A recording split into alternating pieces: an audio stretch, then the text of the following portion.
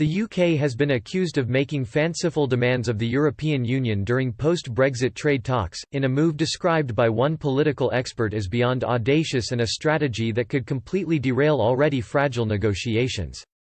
Boris Johnson successfully signed a withdrawal agreement with the European Union towards the end of last year, with the inclusion of small amendments to the Irish backstop, an issue that was a thorn in the attempts of predecessor Theresa May to get her deal voted through the UK Parliament.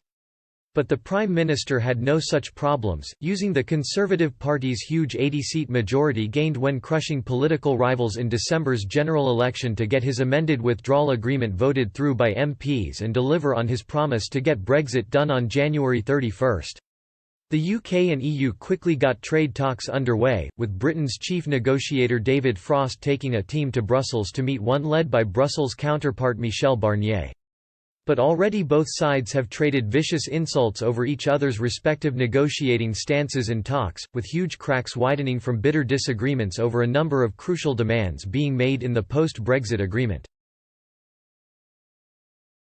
Alistair Jones, Associate Politics Professor, De Montfort University in Leicester, said the EU has offered no surprises with its negotiating strategy in trade talks, adding there was never going to be much room for improvement. But he is critical of the UK's approach in expecting the EU to bow down to a number of its demands, some of which he describes as beyond audacious. Mr. Jones told Express, the EU has been its usual legalistic self. Noting the need to aggregate the position of 27 countries into a common negotiating position, there was never going to be much room for flexibility. The UK's position has been the typical British exceptionalism, where Frost has adopted the Johnson approach of expecting the EU to bow down to the UK demands.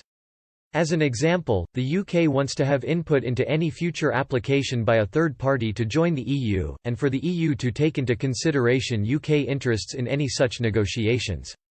This goes beyond audacious.